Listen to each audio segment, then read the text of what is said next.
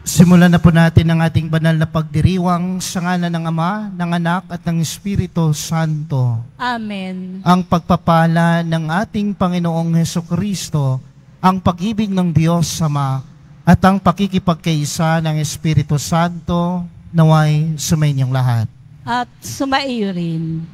Mga minamahal kong mga kapatid, sa pagbabagong anyo ni Jesus, ipinakita niya na ang liwanag ng kanyang kaluwalhatian ay nagmumula sa pagtanggap niya sa lahat ng paghihirap at pag-uusig, alinsunod sa mga nasusulat sa aklat ng mga propeta at ng batas. Katulad ng pagtanggap ni Jesus sa kanyang krus na siyang nagdulot ng kanyang kaluwalhatian, mamulat nawa tayo sa katotohanan na ang mga pagsubok sa buhay ay nagpapatibay sa ating pananampalataya at pag-asa. Upang tayo ay maging marapat gumanap sa banal na pagdiriwang, aminin natin at pagsisihan ang ating mga kasalanan. Inaamin ko sa makapangyarihang Diyos At sa inyo, mga kapatid, na lubha akong nagkasala sa isip, sa salita at sa gawa, at sa aking pagkukulang. Kaya isinasamo ko sa mahal na Birheng Maria, sa lahat ng mga anghel at mga banal, at sa inyo, mga kapatid, na ako'y ipanalangin sa Panginoong ating Diyos. Kaawaan tayo ng makapangyarihang Diyos, patawarin tayo sa ating mga kasalanan, at patnubayan tayo sa buhay na walang hanggan. Amen. Panginoon, kaawaan mo kami. Panginoon, kaawaan mo kami. Kristo, kaawaan mo kami. Kristo, kaawaan mo kami. Panginoon, kaawaan mo kami. Panginoon, kaawaan mo kami. Manalangin tayo. Ama naming makapangyarihan, iniutos mong pakinggan namin ang minamahal mong anak na iyong kinalulugdan. Kami nawa ay makapakinabang sa iyong salita upang sa pagdadalisay nito sa aming kalooban, kami ay lumigaya sa pagkakita sa iyong liwanag sa pamamagitan ni Jesucristo kasama ng Espiritu Santo magpa sa walang hanggan. Amen. Magsiupo muna po ang lahat.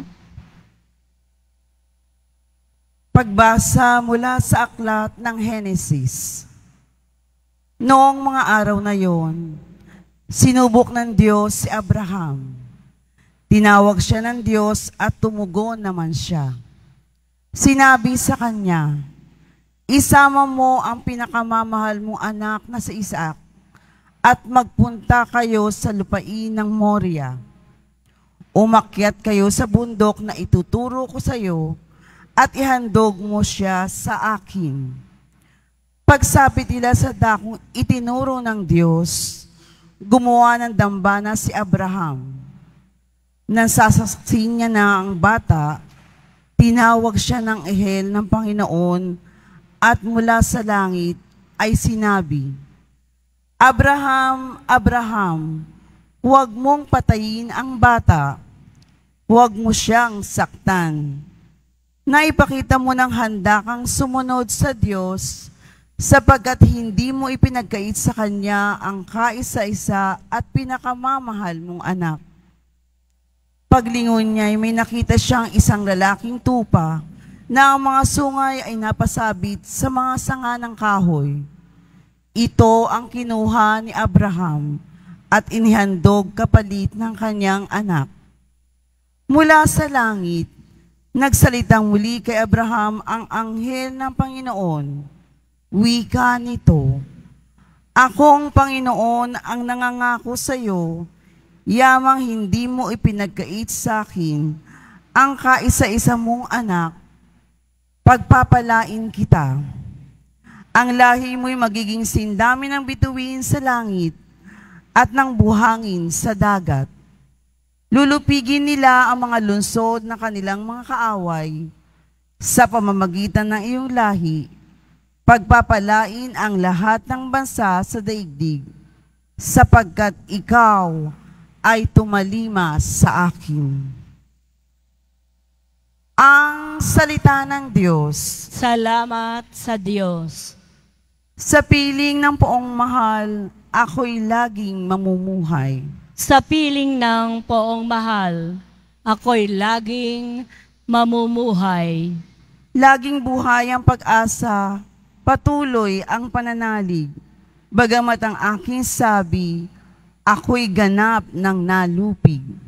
Masakit sa kalooban ng poon kung may papanaw.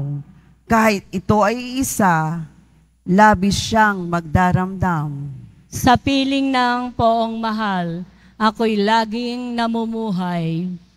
Panginoon, narito ako, inyong abang lingkod. Katulad ng aking ina, maglilingkod akong lubos. Yamang ako'y iniligtas, kinalinga at tinubos. Ako ngayon maghahandog ng haing pasasalamat. Ang handog ko'y panalangin, sa'yo ko ilalagak. Sa piling ng poong mahal, ako'y laging namumuhay. Kapag nagsasama-sama ang lahat ng iyong hirang, sa templo sa Jerusalem ay doon ko ibibigay. Ang anumang pangako kong sa iyo ay binitawan. Sa piling ng poong mahal, ako'y laging namumuhay.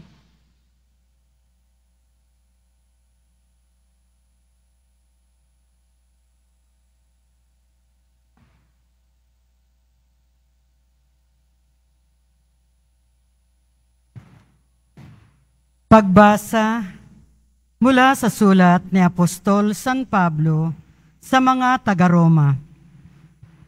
Mga kapatid, kung ang Diyos ay panig sa atin, sino ang laban sa atin? Hindi niya ipinagkait ang sarili niyang anak, kundi binigay para sa ating lahat. Kung naipagkaloob niya sa atin ang kanyang anak, hindi ba niya ipagkakaloob sa atin ang lahat ng bagay kasama ng kanyang anak?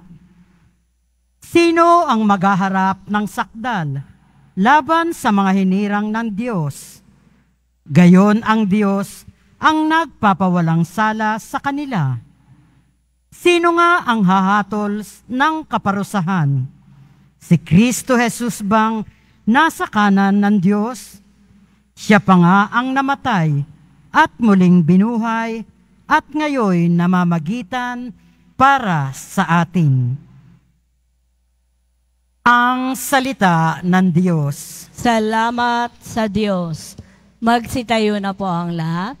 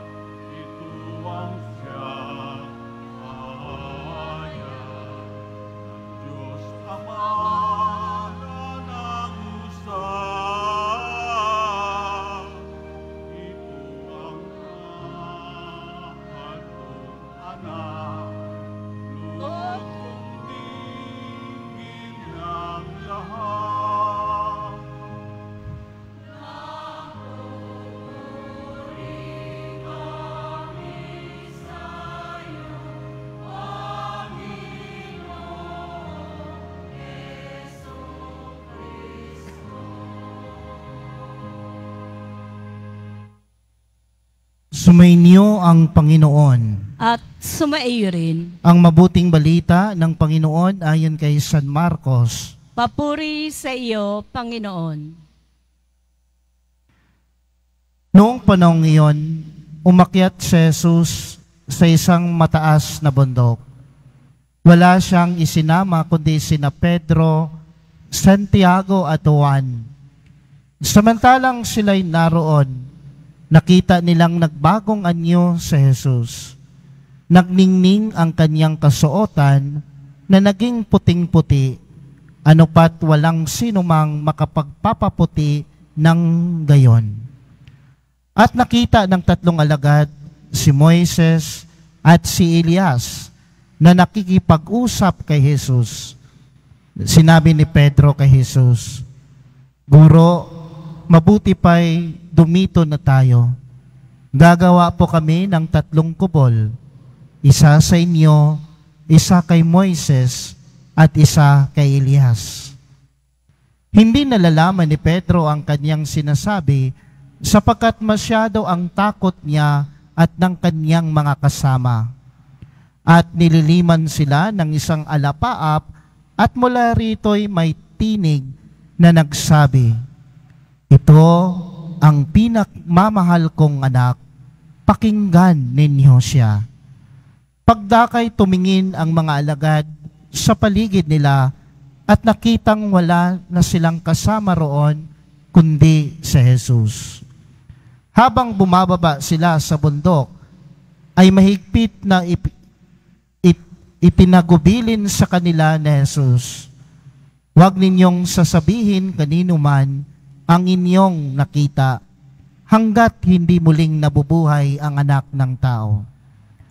Sinunod nila ang tagubiling ito, ngunit sila'y nagtanungan kung ano ang kahulugan ng sinabi niyang muling pagkabuhay. Mga kapatid, ang mabuting balita ng Panginoon.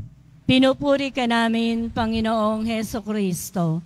Magsiupo muna po ang lahat. Magandang tanghali po sa inyong lahat, mga kapatid. Alam niyo po, sa mundong ito, may 4 na katotohanan. Unang katotohanan, lahat po tayo na andito, ako at ikaw, ay dumadaan tayo sa matinding pagsubok sa buhay o di kaya mga pagsubok sa buhay. Amen? Di ba? Tingnan niyo po yung mga katabi ninyo sa kaliwa o sa kanan. 2 lang po yan. Una siguro ay may pinagdaanan yan ngayon at may matinding pagsubok yan na pinagdaanan ngayon. Kaya nga minsan kapag sinasabi natin sa ating kapwa, "Kumusta ka na, Brad? Kumusta ka na, sis?" Bigla na lang iiyak.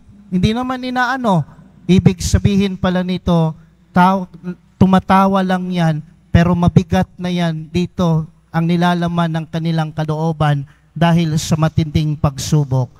O di kaya yung mga katabi ninyo sa kanan at sa kaliwa, malakas na yan ngayon. Bakit po, Father, malakas na yan?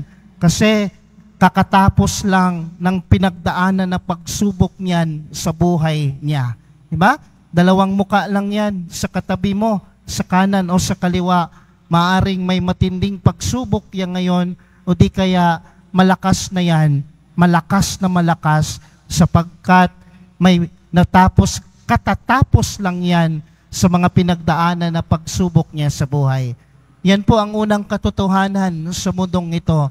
Lahat tayo, ako na nagmimisa dito at ikaw, ay dumadaan tayo sa mga pagsubok sa buhay, mga iba't ibang pagsubok. Pangalawang katotohanan po na ating pagninilayan about sa pagsubok, na ang pagsubok ay galing sa Diyos at binigay ng Diyos sa atin. Maaring hindi kayo naniniwala, pero kung napakinggan ninyo ang ating unang pagbasa, maaring sasabihin mo, tama nga si Father, na ang pagsubok ay galing sa Diyos at binigay ng Diyos sa atin. Kasi sa ating unang pagbasa, sinabi doon, sinubok ng Diyos si Abraham. Di ba? Narinig natin? Sa unang pagbasa, sinabi doon, sinubok ng Diyos si Abraham na ialay ang kanyang anak na si Isaac. Ibig sabihin po nito, ang mga pagsubok na napagdaanan natin sa buhay, lahat pong ito ay galing sa Diyos at binigay ng Diyos sa atin. Kaibahan po ito nung unang linggo ng Kwaresma, nabanggit ko po sa aking homilia na ang pagsubok, ang kaibahan ng pagsubok at temptation o tukso, ang pagsubok ay binigay ng Diyos. Ngunit ang tukso ay hindi ito binigay ng Diyos para sa atin, kundi ang tukso ay para kay Satanas na binigay sa atin. Yan po yung pangalawang katotohanan. Pangatlong katotohanan po, kung ang pagsubok ay galing at binigay sa Diyos, hindi ka bibigyan ng Diyos ng pagsubok na hindi mo kaya. Yan yung pangatlong katotohanan. Amen? Di ba? Hindi mo ba mapapansin sa sarili mo? Marami ng iba't ibang pagsubok, no? Kulubot na nga yung mukha mo dahil sa mga pagsubok sa buhay na napagdaanan mo. Pero napagdaanan mo ang lahat. Naging malakas ka, naging matibay ka, dahil yan ang pangatlong katotohanan. Hindi magbibigay ng Diyos ng pagsubok sa buhay kung hindi mo kaya. Kasi nga, galing sa Kanya, binigay sa Kanya ang pagsubok na yan. Kaya, hindi yan ibibigay ng Diyos sa atin kapag hindi natin ito kakayanin. Ibig sabihin pala, mga kapatid, ang magandang balita pala sa mga pagsubok sa buhay, huwag tayong matakot at huwag tayong mangamba sapagkat yan ay galing sa Diyos at hindi yan ibibigay sa Diyos sa inyo kapag hindi natin kaya. Tayo lang kasi, mindset lang kasi natin minsan, no? Nag-overthink tayo na hindi natin kaya ang pagsubok. At kapag sinasabi ng utak natin, sinasabi natin sa sarili natin, parang hindi ko na kaya, Father, bibitaw na ako. Pero ang Diyos, parating nagsasabi sa iyo, sa pang-apat na katotohanan, sa pagsubok sa buhay, sasamahan ka ng Diyos. Hindi bibitaw ang Diyos sa inyo. Yan ang apat na katotohanan patungkol sa pagsubok. Ang panghuli na nabanggit ko, sasamahan ka ng Diyos sa gitna ng krus na napagdaanan mo sa iyong buhay. Bakit ko po ba yan nabanggit? Sapagkat sa atin ding ebanghelyo, matindi din ang pinagdaanang pagsubok ng ating mga apostoles. Sapagkat bago pa man umakyat ang ating Panginoon, no, sa bundok, sinabi na niya sa kanyang mga apostoles ang unang pagpapahayag na kulang na lang sabihin ng Panginoon, walang forever.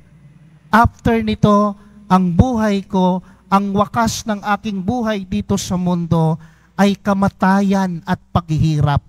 Ikaw kaya, sabihin ng ganyan, 3 taon kasama-kasama ng ating Panginoon, ang mga apostoles na ito, at gayon din ang mga apostoles, kasama nila ang ating Panginoon, tapos biglang sasabihin sa kanila, ang wakas ng aking buhay ay pagpapakasakit at pagkamatay. Di ba? Matinding pagsubok yan sa mga apostoles. Kaya nga kung mapapansin ninyo, doon sa bundok, sinabi ni Pedro, Panginoon, dito na lang tayo. Dahil maggagawa kami ng kubol, isa sa iyo, isa kay Moises, at isa kay Elias. Sapagkat kulang na lang na sabihin ni Pedro, kasi kung bababa tayo, para hindi na maganap ang pagpapakasakit at pagpapakamatay, hindi ka na mawalay sa amin, dito na lang tayo sa bundok. Di ba? Matinding pagsubok yan na pinagdaanan ng mga apostoles, lalong-lalo na yung mga sinama ni Jesus doon sa bundok, sina Pedro, Santiago at si Juan. Kaya uulitin ko, kaya yun ang dahilan kung bakit yun ang paanyaya, ang invitation ni Peter sa ating Panginoon. Sapagkat matinding takot sa Kanya, matinding pagsubok ang napagdaanan ng ating mga apostoles. Takot na mawalay sa kanila ang ating Panginoon. Pero alam niyo po ba ano yung nakakatuwa? Amidst or despite and in spite sa kanilang pagkatakot, meron silang boses na narinig na nagsasabing, ito ang pinakamamahal kong anak, makinig kayo sa Kanya. Sa ating buhay, sa matinding pagsubok na pinagdaanan sa ating buhay, kung ating mapapansin ang unang pagbasa at ang ating ebanghelyo, ang boses ng Diyos ang nagiging gabay sa ating buhay sa mga napagdaanan nating pagsubok. Boses ng Diyos na nagsasabing, kaya mo yan, samahan kita, huwag kang bibitiw.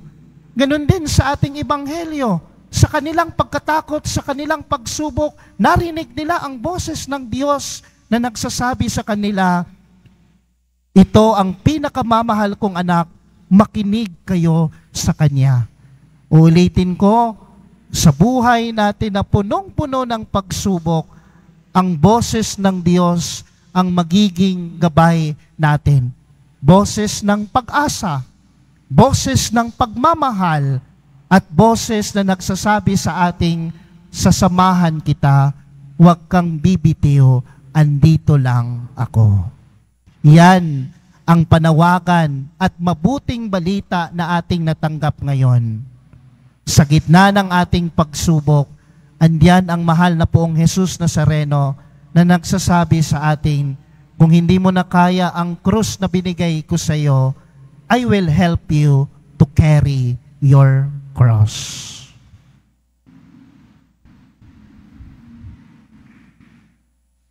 Magsitayo na po ang lahat. Ipahayag natin ngayon ang ating pananampalataya. Tayong lahat, sumasampalataya ako sa Diyos amang makapangyarihan sa lahat, na may gawa ng langit at lupa. Sumasampalataya ako kay Jesucristo, iisang anak ng Diyos, Panginoon nating lahat. Nagkatawang tao siya, lalang ng Espiritu Santo, ipinanganak ni Santa Mariang Birhen, pinagpakasakit ni Poncio Pilato, ipinako sa krus, namatay, inilibing, nanaog sa kinaroroonan ng mga yumao, nang may 3 araw na buhay na maguli, umakyat sa langit, naluluklok sa kanan ng Diyos amang makapangyarihan sa lahat. Doon magmumulang paririto at huhukom sa nangabubuhay at nangamatay na tao. Sumasampalataya naman ako sa Diyos Espiritu Santo, sa banal na simbahang katolika, sa kasamahan ng mga banal, sa kapatawaran ng mga kasalanan, sa pagkabuhay na muli ng nangamatay na tao, at sa buhay na walang hanggan. Amen. Mga kapatid, ipinahahayag sa atin ng Ama na makakamit lamang natin ang kaligtasan kung haharapin natin ang mga pagdurusa at sakit katulad ng ginawa ng Kanyang anak. Sa kabila ng ating kalikasan at mga kahinaan, dumalangin tayo, Panginoon aming liwanag, dinggin mo ang iyong bayan.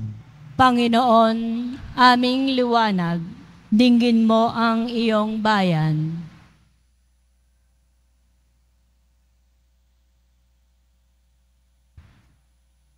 Sa kabila ng laganap na materialismo, patuloy nawang ipahayag ng Santo Papa Francisco, mga obispo, diakono, pari at relihiyoso at relihiyosa, ang kahalagahan ng simpleng pamumuhay at pagtulong sa mga mahihirap. Manalangin tayo. Panginoong aming liwanag, dinggin mo ang iyong bayan. Pakinggan nawa ng mga namumuno sa pamahalaan ang tinig ng mga naghihikahos, mga inaalipusta, mga biktima ng karahasan, at mabigyan nawa sila ng katarungan. Manalangin tayo. Panginoong aming liwanag, dinggin mo ang iyong bayan. Magsilbi nawang inspirasyon ang pagbabagong anyo ng Panginoon sa mga may sakit mga pinabayaan at mga nangungulila upang umiral sa kanila ang tibay ng loob at pag-asa. Manalangin tayo. Panginoong aming liwanag, dinggin mo ang iyong bayan. Lumago nawa tayo sa pananampalataya at pagtitiwala upang hindi tayo madaig ng kamatayan at manatiling mapayapa sa gitna ng mga pagsubok sa buhay. Manalangin tayo.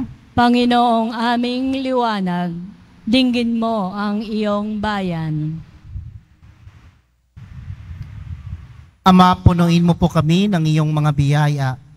Sa pagdiriwang namin sa pagbabagong anyo ng iyong anak, mapuno nawa ang bawat sandali ng aming buhay ng pananalig sa iyo.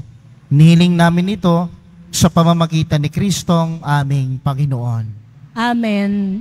Magsiupo muna po ang lahat.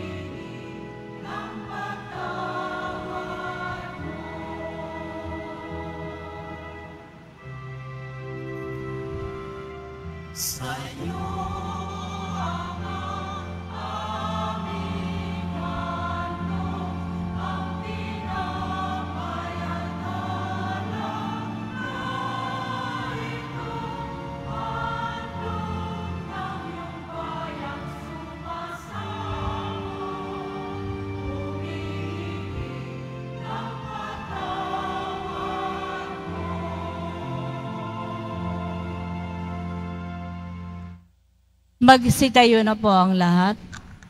Manalangin kayo mga kapatid upang ang paghahain natin ay kalugdan ng Diyos, Amang makapangyarihan.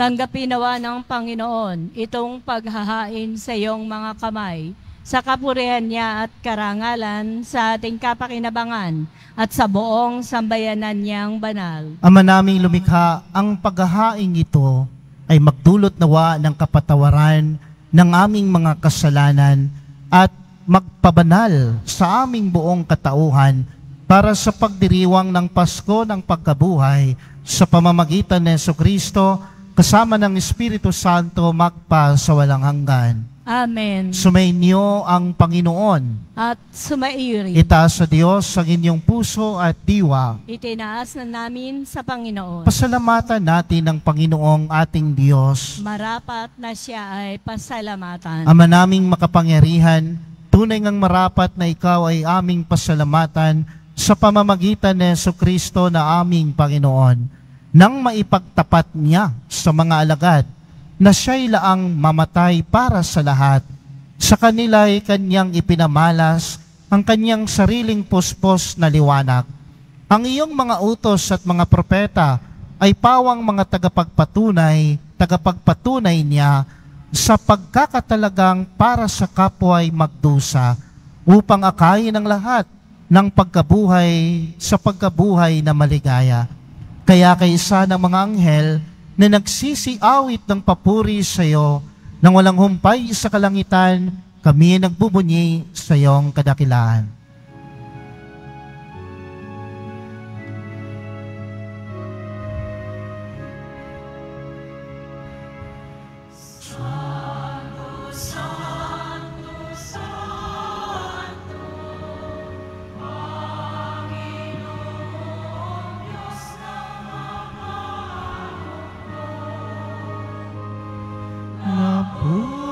Napupuno ang langit at lupa ng kadakilaan mo. Hosana sa kaitaasan.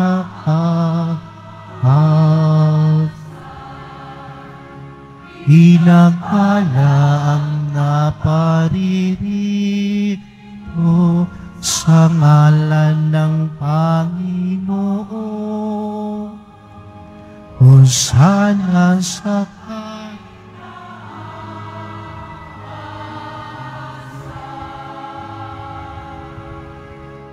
Magsiluhod po ang lahat.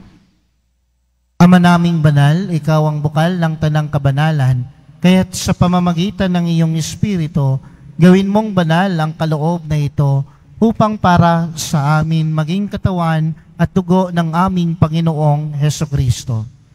Bago niya pinagtiis ang kusang loob na maging handog, hinawakan niya ang tinapay, pinasalamatan kanya, pinaghati-hati ngayon, iniabot sa kanyang mga alagad at sinabi, "Tanggapin ninyong lahat ito at kanin, ito ang aking katawan na ihahandog para sa inyo."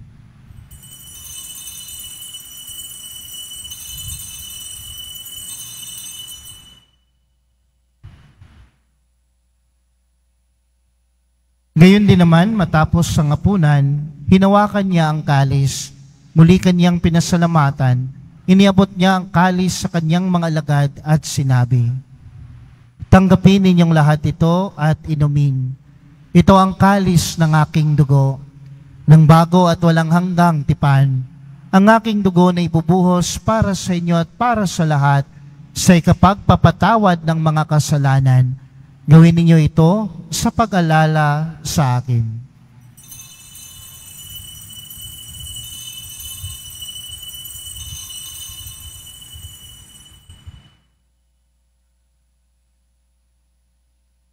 Magsitayo na po ang lahat. Ipagbuni natin ang misteryo ng pananampalataya.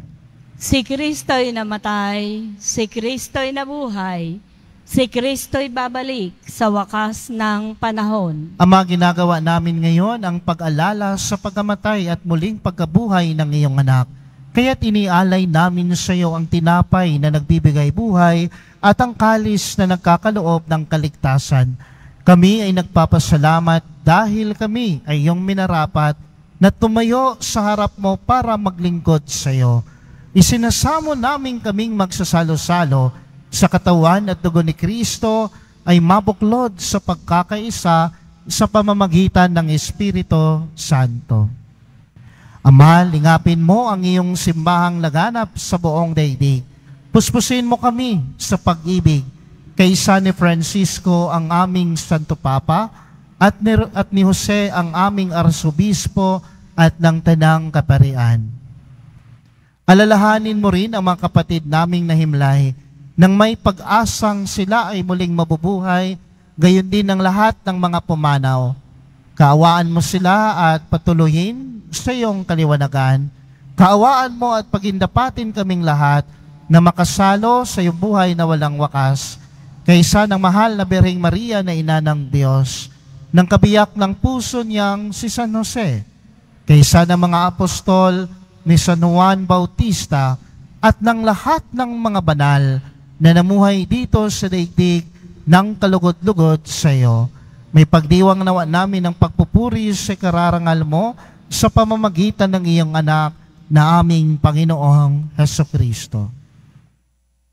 Sa pamamagitan ni Kristo kasama niya at sa Kanya, ang lahat ng parangal at papuri ay sa iyo, Diyos Amang makapangyarihan, kasama ng Espiritu Santo, magpa sa walang hanggan.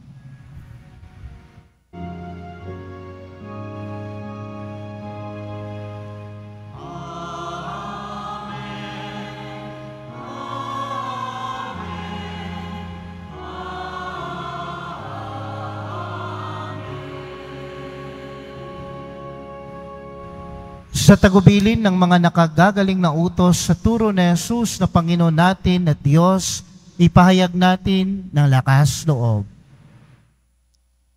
Ama Ama namin, namin, sumasalangit ka, sambahin ang ngalan mo, mapasa amin ang kaharian mo, sundin ang loob mo dito sa lupa para nang sa langit. Bigyan mo kami ngayon ng aming kakanin sa araw-araw at patawarin mo kami sa aming mga sala para nang pagpapatawad namin sa nagkakasala sa amin. At huwag mo kaming ipahintulot sa tukso at iadya mo kami sa lahat ng masama. hinihiling namin kami adya sa lahat ng masama, pagkalooban ng kapayapaan araw-araw, iligtas sa kasalanan at ilayo sa lahat ng kapahamakan, samantalang aming pinananabikan ang dakilang araw ng pagpapahayag ng tagapagligtas naming sa Jesucristo. Sapagkat iyo ang kaharian at ang kapangyarihan at ang kapurihan magpakailanman. Amen. Panginoong Jesucristo, sinabi mo sa iyong mga apostol, kapayapaan ang iniiwan ko sa inyo, ang aking kapayapaan ang ibinibigay ko sa inyo. Tunghayan mo ang aming pananampalataya at huwag ang aming mga pagkakasala. Pagkalooban mo kami ng kapayapaan at pagkakaisa ayon sa iyong kalooban, kasama ng Espiritu Santo magpa sa walang hanggan. Amen. Ang kapayapaan ng Panginoon ay laging sumainyong lahat. At sumaiyo rin. Magbigayan po tayo ngayon ng kapayapaan sa isa't isa. Peace.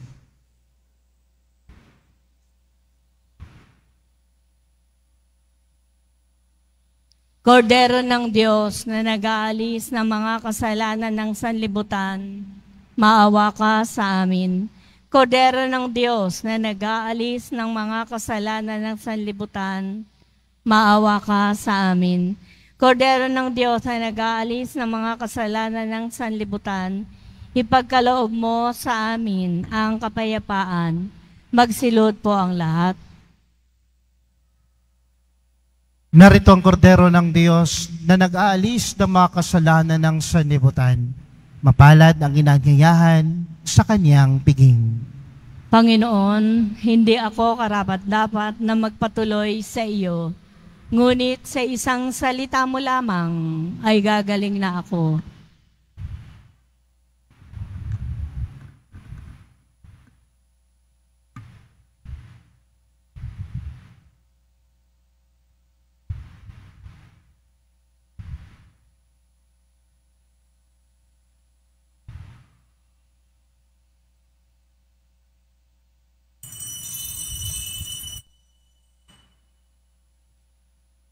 Para po sa lahat ng tatanggap ng banal na komunyon, sasagot po tayo ng amen. Pagkasabi po ng pari o ng lay ministers ng katawan ni Kristo, at isubo po agad sa bibig bago umalis sa harapan ng pari o lay ministers. Sumunod po tayo at maraming salamat po.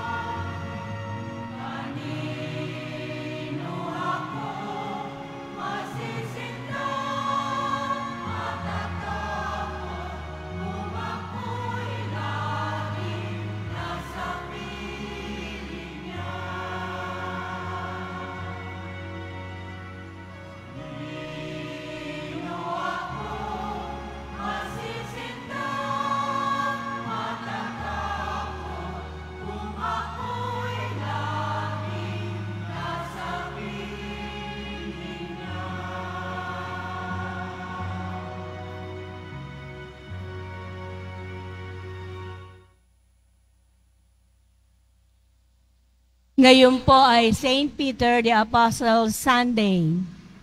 Kaugnay po nito, magkakaroon po tayo ng second collection na gagamitin po sa paghuhubog, pagsasanay, at suporta sa mga seminarista, pari at mga relihiyoso.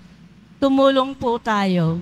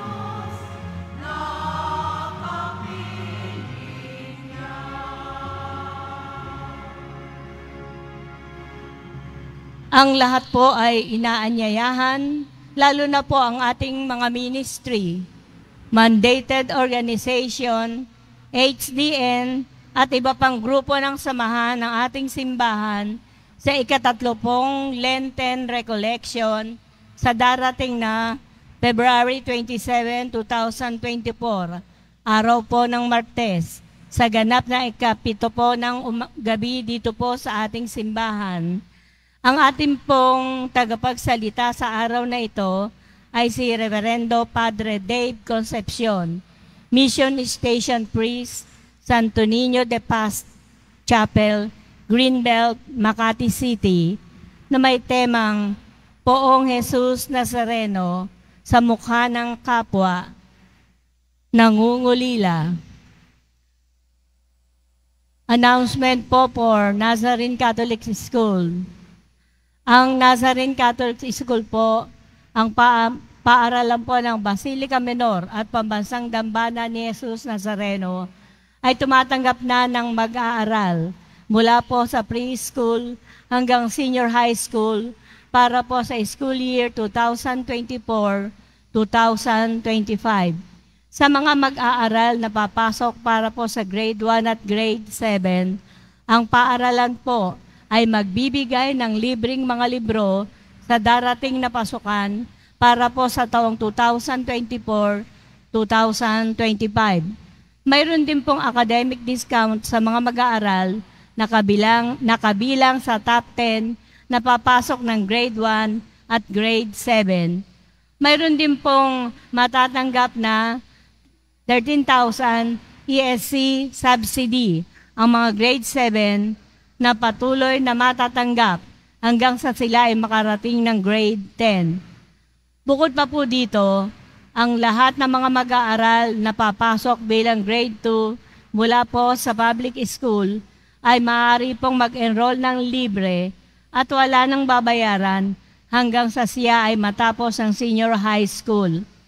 Para po sa mga karagdagang impormasyon, maaari po kayo mag-message sa The Nazarene Catholic School Facebook page. Para sa mga iba pang tulong, pang-edukasyon, pinansyal, diskwento, at mga scholarship, maaari po ninyong tawagan ang mga sumusunod na numero 8733-9929 o 8244-5609 at cellphone number 0966-211-2152. Inihahandog po ng simbahan ng Quiapo ang Nazareno Medallion. Ito po ay nagkakahalaga ng 20 pesos. Mabibili pa rin po ang ating opisyal na imahe ng Jesus Nazareno. Ang large size po ay nagkakahalaga ng 2,500 pesos. Ang medium size po ay nagkakahalaga ng 1,000 pesos. At ang small size po ay 600 pesos. Ang mga ito po ay mabibili lamang sa ating Paris Finance Office. Ang malilikom po na pondo ay gagamitin sa pagsasaayos ng ating Adoration Chapel at Baptistry. Ang mga oras po ng Finance Office ay ang mga sumusunod. Lunes hanggang Huwebes at Sabado, 8 po ng umaga hanggang 5 ng hapon. At kapag Biyernes po at araw ng Linggo, 7 ng umaga hanggang 6 at 45 ng hapon. Mga paalala po sa mga nagsisimba, pagkatapos po ng misa, wiwisikan po ang lahat ng banal na tubig. Pinakikiusapan po lamang ang lahat na manatili lamang muna po sa inyong mga lugar.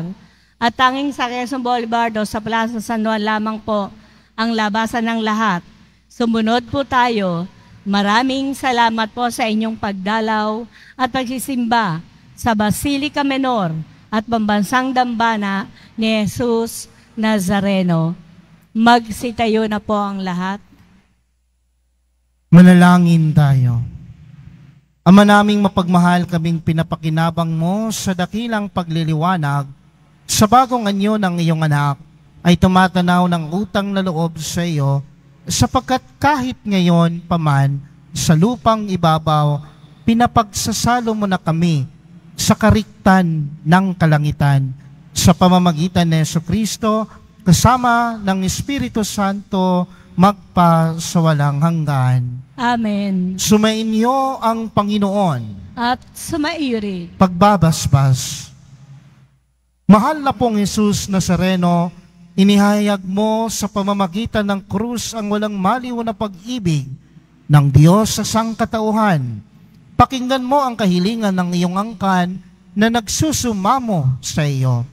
Makamtan nawa nila ang iyong katugunan at tanggapin ang kasagutan na may utang na loob na tinatanaw. Basbasan din po ninyo ang mga dala-dala nilang mga imahen at dasalan. Sa pamamagitan ng bendisyon na ito, naway maalala nila ang mga pangako nila noon sa binyag na ikaw ang kanilang iibigin at paglilingkuran bilang Panginoon magpa sa walang hanggan. Amen. Pagpalain kayo ng makapangyarihang Diyos, ang Ama, ang Anak at ng Espiritu Santo. Amen. Humayo kayong taglay ang kapayapaan ng pong Jesus Nazareno. Salamat sa Diyos.